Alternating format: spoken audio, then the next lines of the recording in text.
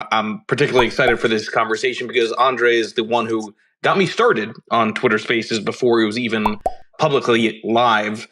This will be on all your favorite podcast platforms under that Lead Lag Live banner. With all that said, my name is Michael Gayet, publisher of the Lead Lag Report. Joining me for the hour is Mr. Andre Jean-Pierre. Andre, I am a big fan of yours. I'd like to get you to get the audience to be familiar with you. Introduce yourself. Who are you? How'd you get interested in markets, involved in markets, and how in the world did you get involved with spaces at the very beginning? Oh my gosh, it's such a great question, and it's an even better story for both of them.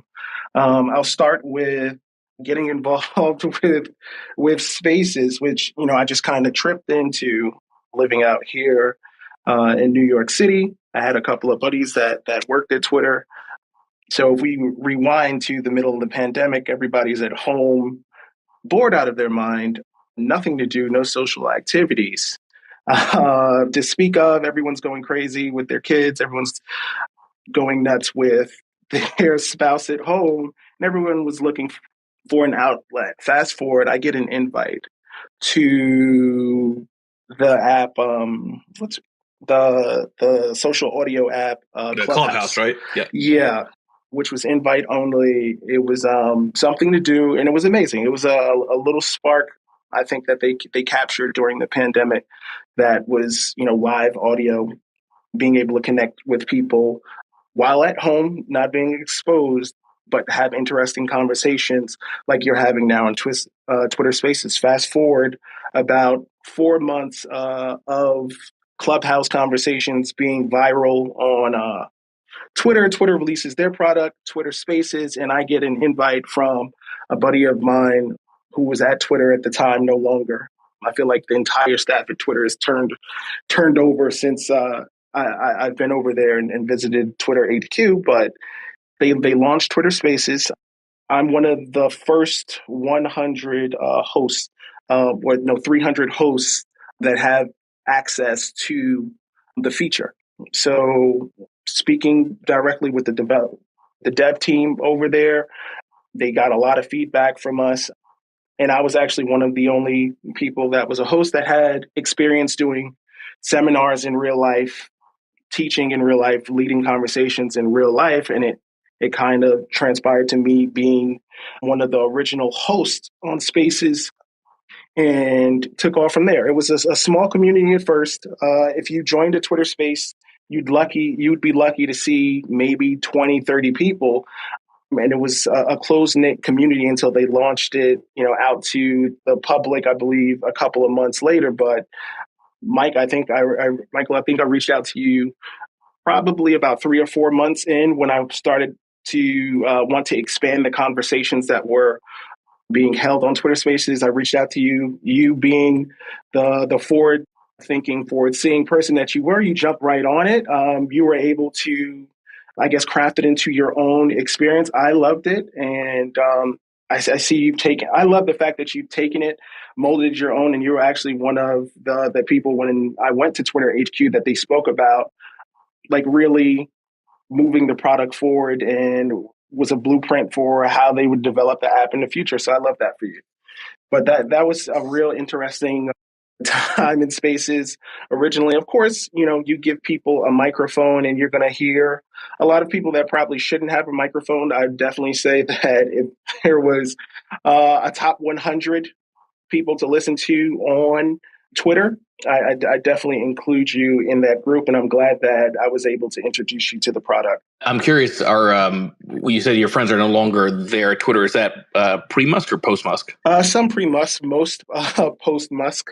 I was actually invited to Twitter HQ twice to speak about the product and how they would be looking forward to developing it in the future. I think those plans were scrapped. I'll send you maybe a tweet. I'll find it with some shots of me at Twitter HQ speaking to the staff of Spaces. But yeah, the Spaces team is pretty much gutted. I'm glad that it's still operational, but yeah, it's totally different. Most were post-Musk. Some after he joined, but some as soon as he announced that he was purchasing the company. And talk about your background and how you got involved and interested in the financial space. Okay, well, I think that's a cool story as well. And thanks for asking. So, long story short, I'm out here in New York City. I went to school out here in New York City. And after graduating in the midst of the financial crisis, December 2008, after my last year of Division I football, I had a question to ask: where did I want to work as a postgraduate? So I did some research. I had a couple of internships the year before. So a little old me decides to get up one morning. The day was January 7th, 2009.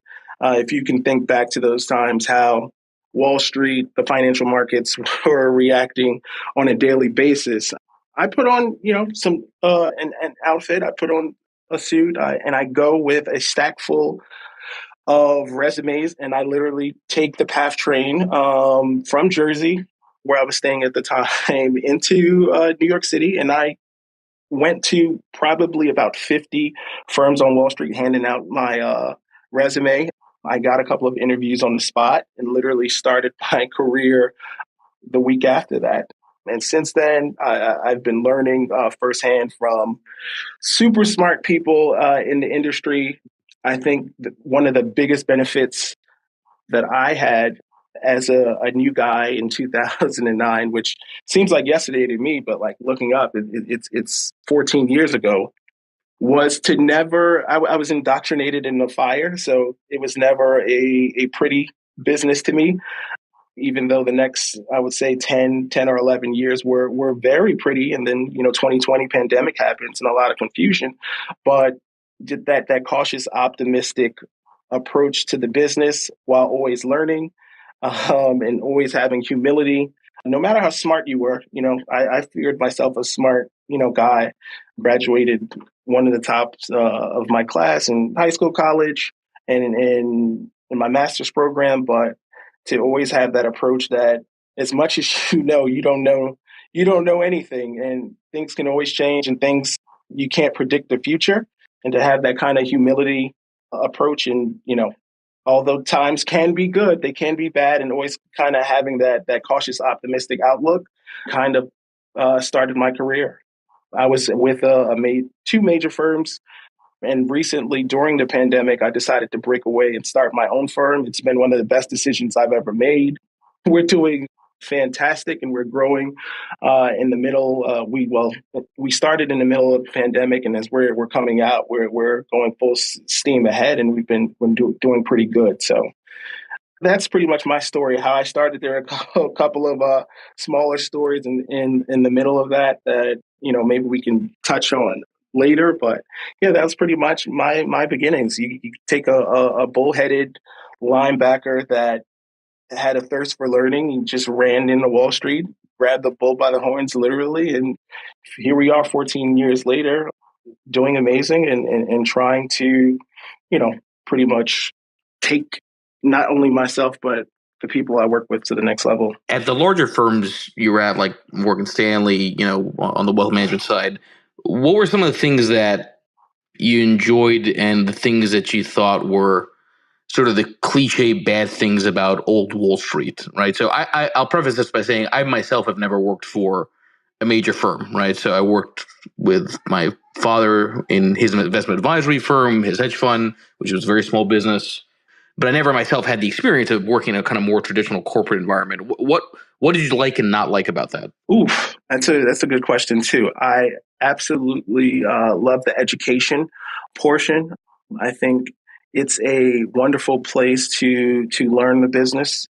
I think you know just being surrounded by some of the I guess most influential and impactful research minds in the business. It was great. I think it was super invaluable learning wealth management underneath, I would say, some of the better advisors probably in the world.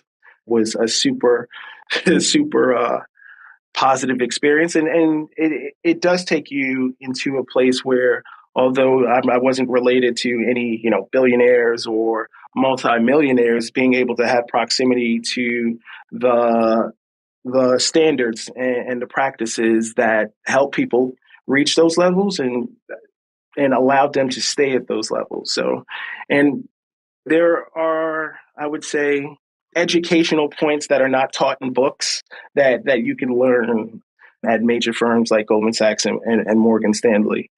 There's, when it comes to wealth management, on the wealth management side, I'd say there is a science. There are things you absolutely need to know that are taught in books, but I do believe there's also an art facet to dealing with people, because as much as individuals would say, when it comes to business, it's nothing personal. You have to leave emotions out of it.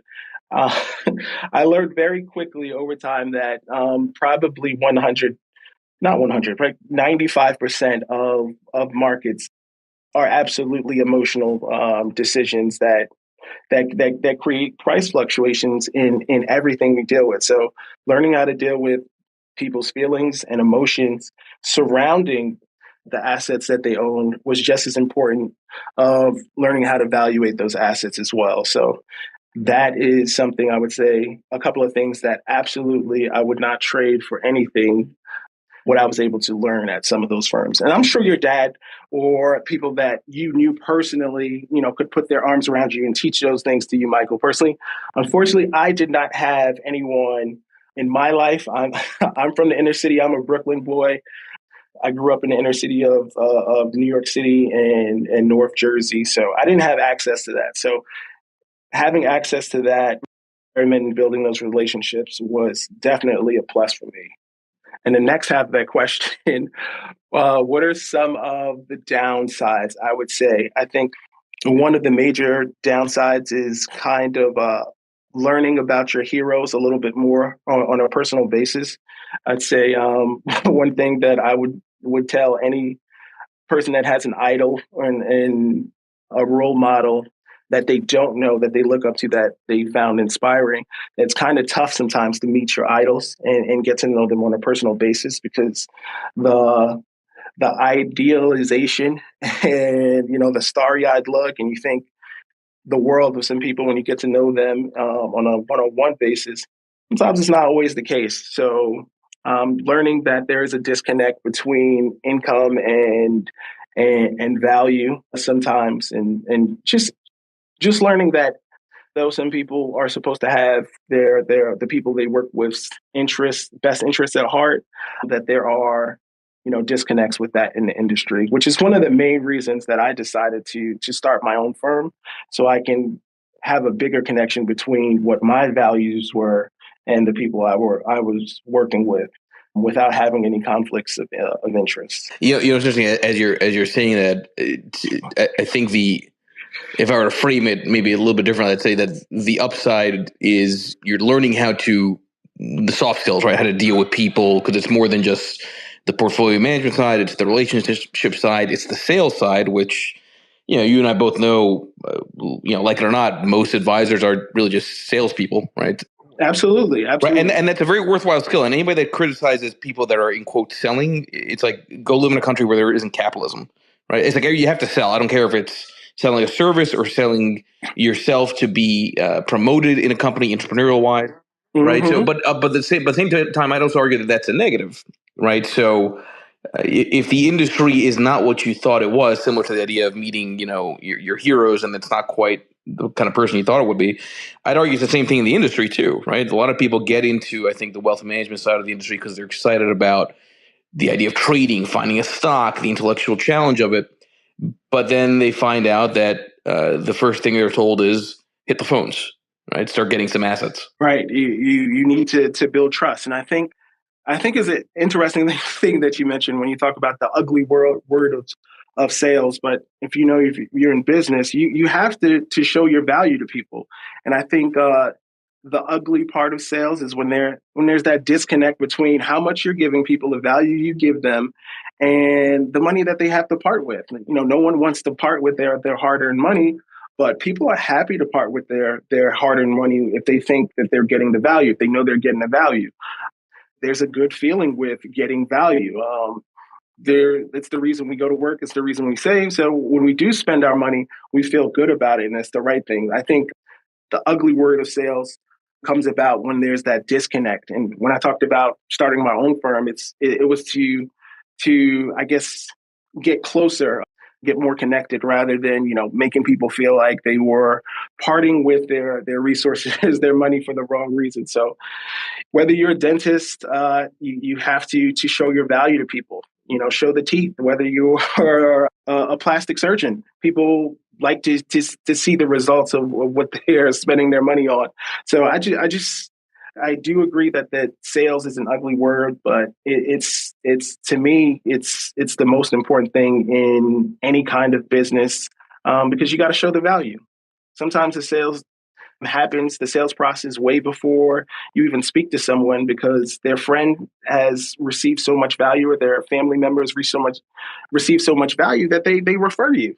To me, that's part of your sales process, to give people so much value that they bring other people to you. So now, if you're, I guess what the negative term would be, like a car salesman, the used car salesman. Yeah, I think that's a bad deal. I don't love that. But people that are able to bring value to the world, make people feel good about themselves. Mercedes-Benz doesn't have to sell me on a car, because the first time I ride in one, I'm like, you know what, this is nice. I want one of these. This is very nice.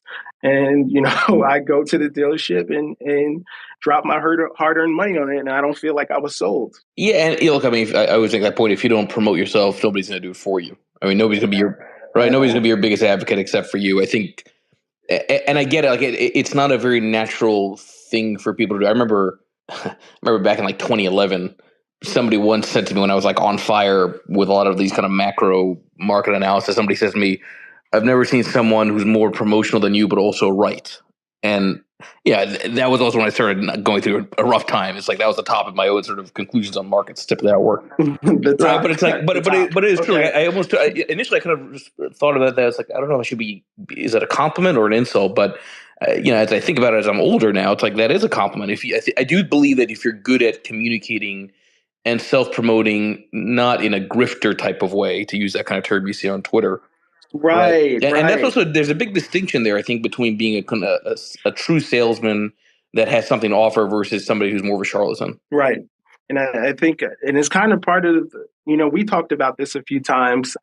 My background was in psychology and economics coming out of college. And people ask me all the time, do you get more use out of your economics degree, or do you get more use out of your psychology degree? And I say 1000% my psychology background, because I think one of the first times I talked to you, and one of the things that drew me to you, is your ability to know so much, but to still have humility while you were doing the things that you absolutely knew, to be an absolute expert in your field, and still have the humility to admit that you don't know everything, and to know that something as simple as the fact that no one knows the future.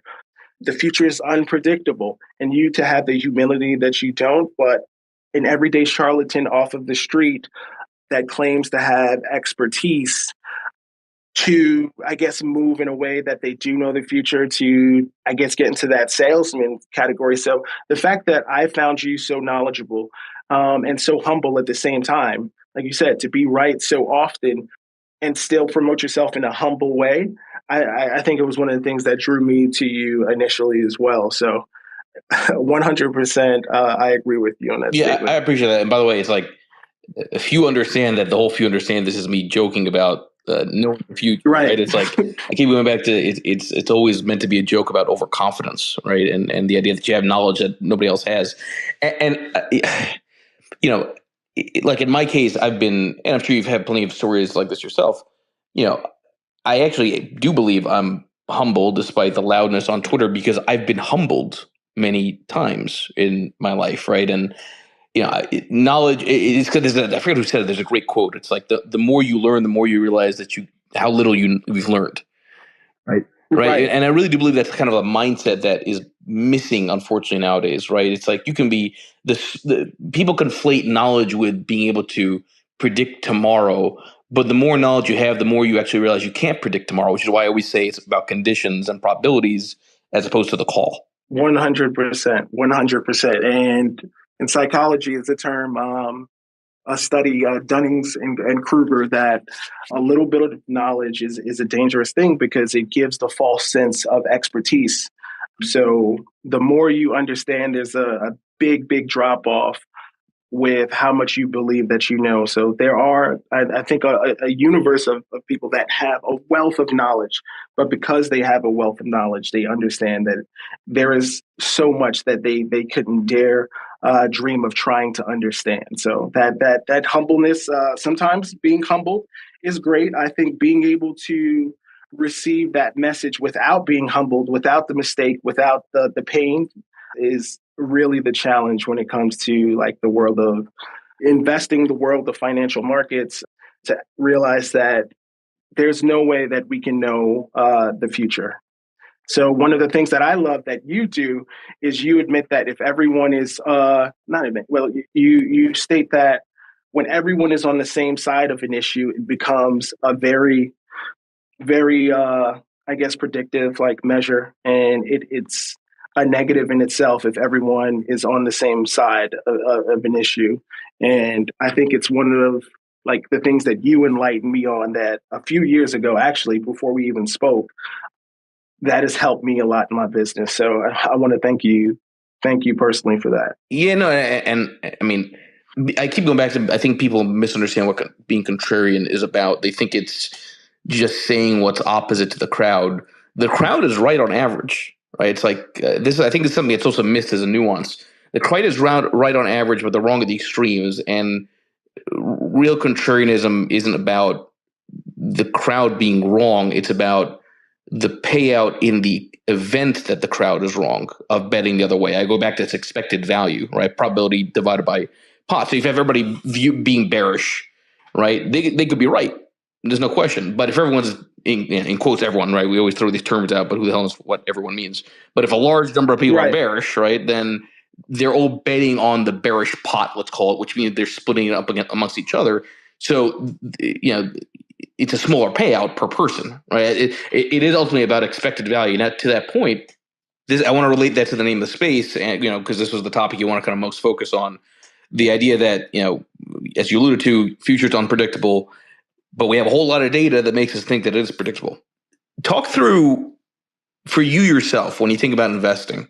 What are the things that you try to focus on to filter through the noise? Because I got to tell you, on FinTwit, I keep going back to, I see a whole bunch of charts. I see a whole bunch of things that people say is predictive.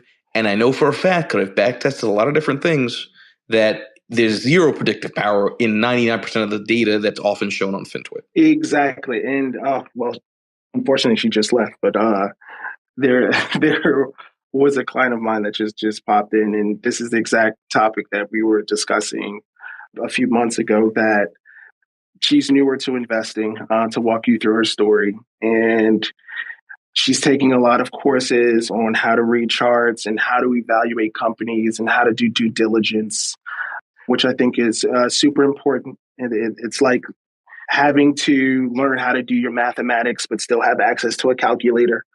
You can double check the work with the calculator. You can double check the work by hand. And it's important to know it. But at the same time, the wealth of information on any single publicly traded companies, of course, I'm not talking about privately traded companies, that it's so easy to get blinded by so much data and overwhelming, I guess, convictions, and I guess a consortium of experts and gurus online and in newsletters and in publications that, drop their predictions of their buy ratings and sell ratings on things that you want to purchase. But at the same time, that there's like you said, when you backtest data, there's no predictive ability on the wealth of information. So you ask yourself, what's more important? Is it more important to learn how to do due diligence on a company, or learn how to do due diligence on yourself as an investor? And I think that aha moment that the world of investing over time is more about managing yourself and the mistakes that you're prone to, like going with the crowd too much rather than sticking with your basis and sticking to your investment plan and your investment strategy. becomes such like an attractive like thing to do. It's like you're in the Garden of Eden in the world of investing, that if you stay diversified and you're balanced and you continue to save, you're going to do great. And that apple keeps popping up of, you'll be able to predict the next Amazon, you'll be able to predict the next market crash, you'll be able to predict the next amazing exceptional opportunity time and time again, rather than you're more than likely going to hurt yourself over time. That's going to cost yourself a lot, and it's going to take a lot of time to recover from, and you're just better off doing due diligence on yourself more than the due diligence on the company, because like you said, there's a wealth of information online that gives people the illusion that they'll be able to predict the future. And I think it's sexy TV. It's like that viral tweet that everyone knows is garbage. It's a S post, but we can't look away. So we keep getting drawn in by it. So I'm not sure if you share that opinion in regards to an individual 100% ability to 100%. No, this actually, this is perhaps the most important type of thing anybody can walk away from any of these conversations that I do. I keep going back to this point. It's people focus so much on charts and analysis rather than sitting down and thinking about their own risk tolerance, their own way of viewing the world, their own short-termism, their own objectives, right? And it's like it's not even in their their due diligence process, right? And it's always remarkable to me because most people don't know themselves. Like I really do believe that. 100%, 100%, 100%. And I think the other part of the data discussion is that it relates to sales, right? So if you're a wealth management firm, it looks great if you've got 5 PhDs, 10 CFA charter holders, a whole bunch of CFPs, and then voluminous data and charts to show a prospective client. The client doesn't know better, right? If they're not in the industry, they assume that all this is more scientific, and that's kind of the impression that all this data gives. And that's used actually as a means of closing business. But again, it's not the way the world really works. I completely agree. And I think the science and the data and the facts do sell to people that are data driven. But anyone that is working with data they'll tell you that the numbers are supposed to explain an underlying story to you. The numbers are not the story in itself.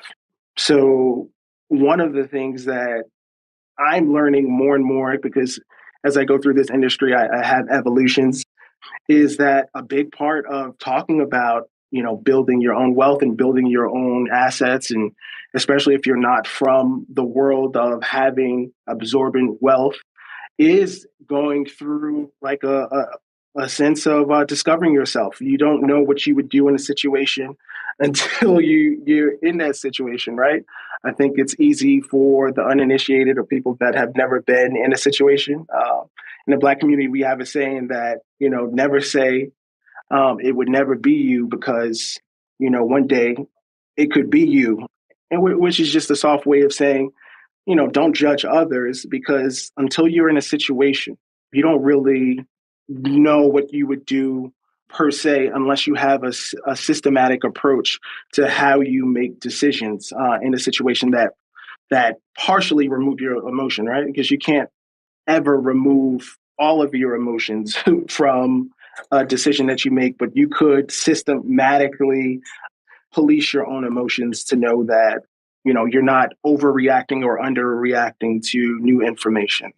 So over time, just learning that it's a therapy process, sort of like a therapy process, as someone that is big on mental health and that has a counselor, that has a therapist that I've been working with for 6 years now. The value in having those conversations with a therapist and kind of having that psychiatrist approach to discovering yourself, I think is just as important to doing due diligence as yourself as running a Sharpe ratio analysis on your portfolio to know how much risk you're exposed to in certain sectors. You got to know the risk that you're exposed to as a person, like and I think in the financial industry that we're a little bit rudimentary in that aspect, where we'll say something like, what's your risk tolerance How long will you be investing?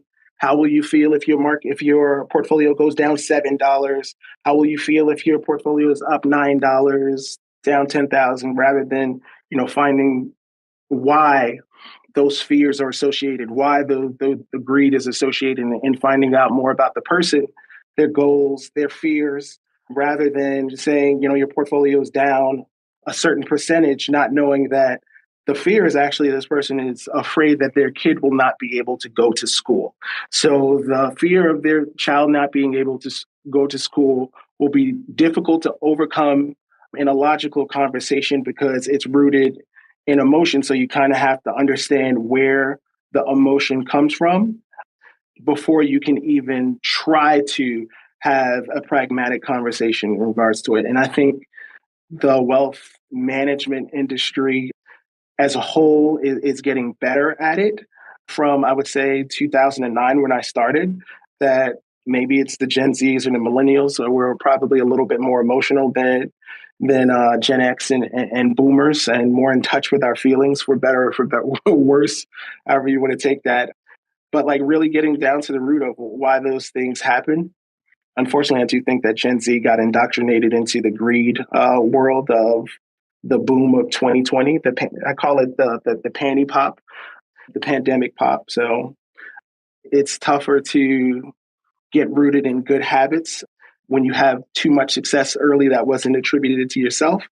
But like just getting to know yourself over time, and knowing where your shortcomings are, so you can address them, and you'll be better off over time. Everybody, please make sure you follow Andre Jean-Pierre. Check out his various interviews that he's done on various media outlets. Okay, so you said wealth management's getting better at certain aspects of it. I'm curious to hear your thoughts on if you think wealth management as an industry has gotten better at diversity. Now, I'm Egyptian, right? I was born here in the States. My parents are from Egypt. My father, as an immigrant, when he left Merrill Lynch, partnered up with an African American woman who was the 51% owner of the advisor that he started with her, Woodford Guide Management, in the 90s. They grew to $1 billion in assets. As I myself, travel and talk to a bunch of advisors, I think you and I would both agree, a lot of the industry, I'm going to say this in a very kind of odd way, but it's true. It's a bunch of old white dudes, right? And right, which makes it, I think, really challenging in some ways to connect when you're from a different culture, a different race. You may have the same knowledge set, but going back to relationship building, relationships are easier to build when you have a sort of common background, you can argue. How do you view sort of that aspect of the industry? Do you think that the trend towards diversity is improving? It needs more work. What are your broad thoughts on that? Ooh, and that's a great question, and I'll take it a step further. Obviously, the industry is dominated by older white men, and it's an industry predicated on assets, who has the most money. So by default, the individuals currently with the most assets are older white men, and people tend to work with people that they know and trust, and that can communicate with them effectively. I think being part of a community allows you to relate and communicate with someone more effectively. So by default, if you want the most assets, if you're able to speak the language of the people that have the most assets and you can relate to them the most, that it's more prone to be skewed that way. Right. I mean, Now, right. could we do a better job of Opposites attract is not true when it comes to trusting money. Right. not when it comes to trusting someone with your money, because like I mentioned before, being rooted in understanding like where the emotions lie, where the feelings lie, where being able to communicate opportunities properly, to and convey them properly. It's all emotions based. So, like you said, people are just more comfortable talking and working with people that can communicate with them. Now, could the industry do a better job of educating and bringing up newer talent that and breaking in the ability to communicate with them? When I was at Morgan Stanley, for example, we probably had, my 13 years there, we probably had over 1,000, people try to quote unquote make it in the business and break in. Out of it, I would say probably 7, including me, was able to successfully make it through. And I was in North Jersey at the time. From Wall Street, I went to North Jersey. In an 11-year period, I was the only Black advisor that was not related to a senior advisor that was able to become an advisor in the state. So that's not by accident. It's by design. And I think the industry as a whole, you could definitely teach people the art of communicating with individuals, but more importantly, developing the kind of clientele that they want to work with. So I take it a step further that we don't teach, to me, probably one of the more important parts of working with people is communicating their feelings, emotions, and habits around money. So I think if we taught more of the diverse demographic how to communicate that over time, they'd be more successful. And I think success breeds results. So right now, the industry is less than 2% Black currently, and I don't know what the numbers exactly right now for women and Black women are, but they're shockingly low. But the industry as a whole could do much better in regards to diversity, and like a rising tide raises all ships. So if you had more people that were able to communicate with more people, these industries would do better over time. So it's kind of like the old way of doing business until somebody comes along and changes the paradigm and shows that it is actually profitable to be able to communicate with more communities, with people that can communicate with those communities and earn their trust and do a good job for them.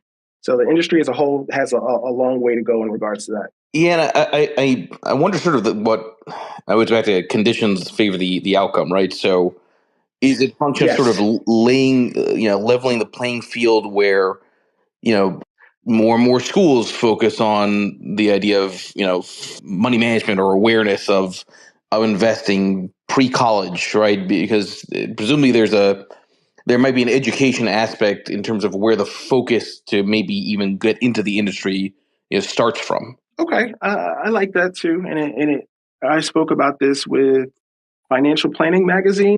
There's an article that just came out yesterday about Jackie Robinson, and I'm featured in the article. I'll retweet it on my timeline later. That talks about how Jackie Robinson made a push to get more individuals in my community where I live now, Harlem, interested in financial literacy, financial services. So he was getting more people involved in wealth management, banking, to get them resources to do better economically through business and investing. And his proponent was financial literacy. And I think that is a super important part of, I would say, the triangle of creating wealth, which would be good for financial services, would be good for financial services firms, banking, et cetera. But I think it ignores the most important part of this three-legged prong. So if someone asked me, Dre, what would it take for an individual to do well financially? Financial literacy is absolutely important, but out of the three, I would say it's probably the least important. The second one would be resources. As we know, minorities are just typically paid less for the same amount of work. Now, there are tons of reasons why people say that is.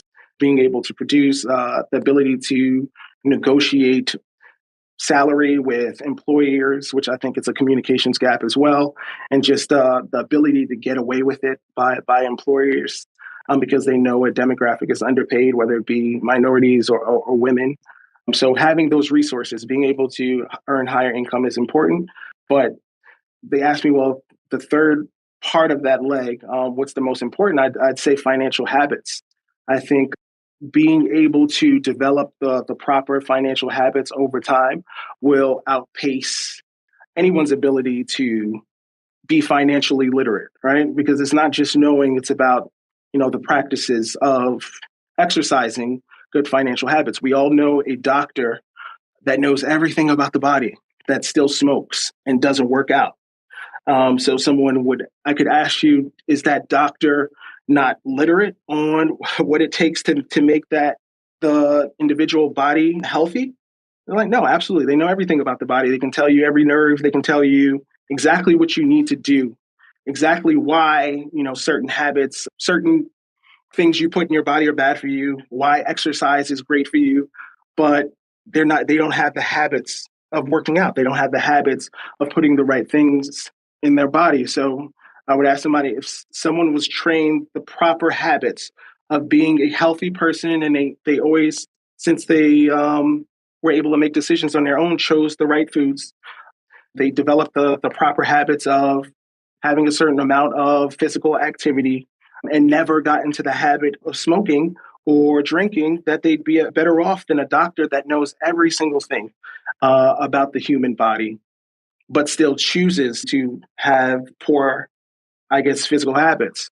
So in finance, I think it's the same thing. If we can educate and instill proper habits in individuals, it will go a lot further than simply over-educating. Because I do think we are, as the Black community, as minority community, we're over-educated. Black women are the most educated demographic in America right now. We are overeducated and underfunded when it comes to a lot. But I also think that once we get into the habit of instilling the proper financial habits, and do I think that should start in school? Absolutely. It should be part of the middle school curriculum, more on the habit side. It should be part of the high school curriculum. Absolutely. I think most of American finance is super predatory, right? Like you go to, you're 18 years old, they give you a gigantic loan that you absolutely cannot get rid of in bankruptcy, anything like that. So an 18-year-old can already decide to take on more debt than most people who don't go to college can assume without having collateral, right? And once they go onto a college campus, there's every single bank that you could think of on their campus ready to give them credit cards to get further into debt. So without being armed by our curriculum in America to understand like personal finance, understand credit cards, understand taxes, understand how to manage their own money and balance their budget, or what a budget or expense tracking is as a whole. So I do think that we have a lot of work as Americans to get better at educating the next generation, as well as instilling the proper habits in them. And I do think that introducing these programs and literacy programs and habit forming programs in underserved communities would do a much better long-term economic positive effect than, one, giving someone money, two, over educating them about money without instilling the proper education and habits in them. Which is why personally I took it upon myself.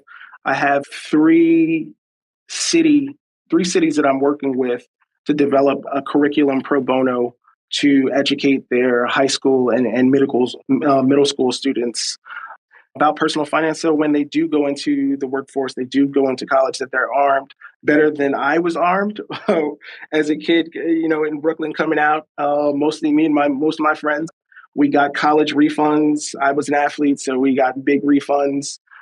We got credit cards. And, when you're 18 years old, 19 years old, you think a credit card is free money. Unless your parents, not the school, your parents sat you down and had that conversation with you. And some of us don't have the benefit or the privilege of having family members educate us on anything in the matters of finance, because they weren't educated on it. And it's not part of a curriculum. I love that today, in today's day and age, there's more information than ever on how to get started.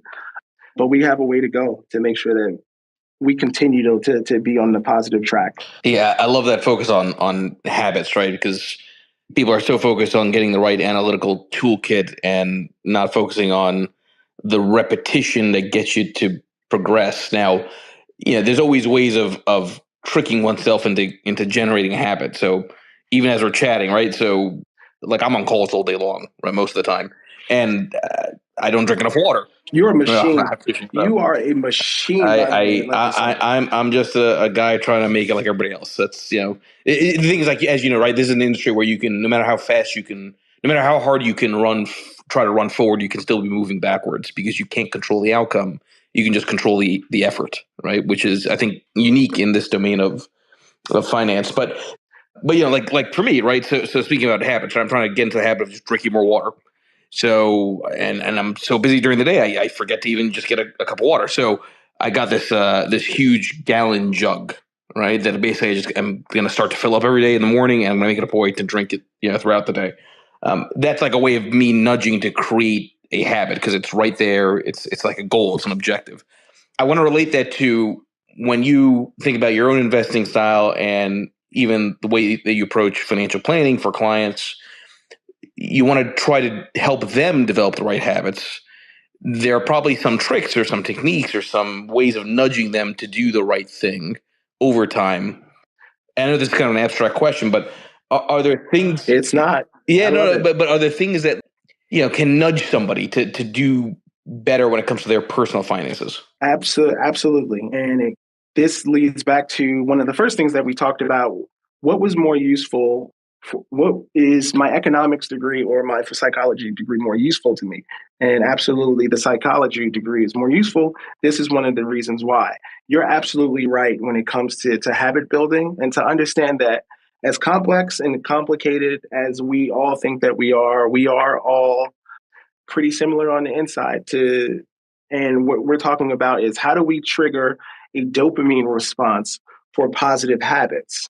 It's very easy to synthetically have dopamine responses for negative habits because that's what they do. If you eat, let's say, a sweet, you can have a dopamine response naturally to eating the wrong thing, which creates a cycle of continuing to do the wrong thing because as people, we are trying to be happy. So dopamine makes you happy, serotonin makes you happy. So the question becomes, how do you take a positive habit and attach a dopamine and serotonin response to it? So there are things that I do with clients to reward them for positive habits because unfortunately, especially in the world of investing, there isn't an instant gratification response to doing the right thing.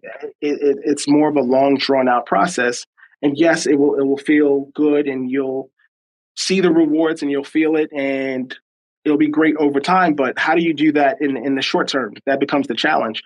And there are some things that I do to connect positive habits with an instant gratification dopamine response with clients. And I developed it over time, and it took time, and it's actually been more successful than anything that you could do, right? And the thing that inspired it was Pavlov's dog. There was a study done before where a dog was given a reward for certain activities, and they would get a bell to signal it, and then the bell started to be the trigger for the positive response. And even without the response, the bell started to, trigger the dopamine response. So I kind of manufactured things like that into my practice to get people that I work with, especially that have never had good financial habits, or they do have them and it's just boring and it's tedious. Nobody wants to save. I want to go out and spend. I want to buy this bag, Dre, because the bag will make me feel good. And I know I should save, but to actually, get them the same response or close to the same response for doing the positive habits through positive reinforcement over time. Yeah, it definitely works over time, and it makes people more likely to continue positive habits. I'm not sure if you have a reward that you give yourself when you finish that bottle of water or you get halfway throughout the day, but I 100% tell you that if you attach the bottle to another positive habit and a positive feeling, that one, you'd never forget your water bottle throughout the day. You'd get your water. And two, it will become an instill habit that you look forward to rather than something that you feel like is a chore or a burden. Yeah, like I'm a big fan of like Richard Thaler's book Nudge, which it's like everybody has choices, but you can nudge people in a certain direction while still giving them free will to choose, right? To make better decisions in life.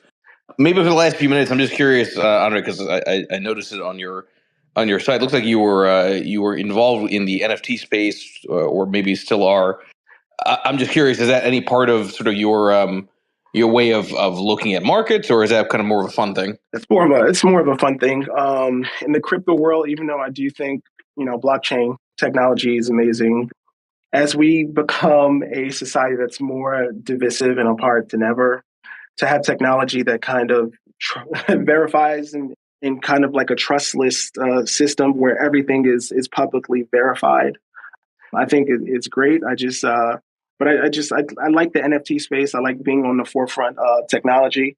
And like right now, like for example, I don't have like client money in crypto, but I look at it often to so when the aha moment does click that if it's something that we want to add, we want to add. But NFTs, even as an art buff, I don't see it yet.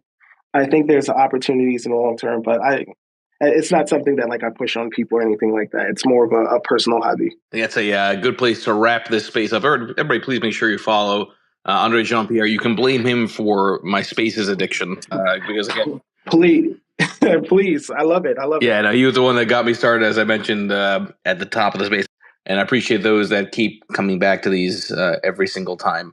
Thank you, Andre. Real pleasure talking to you.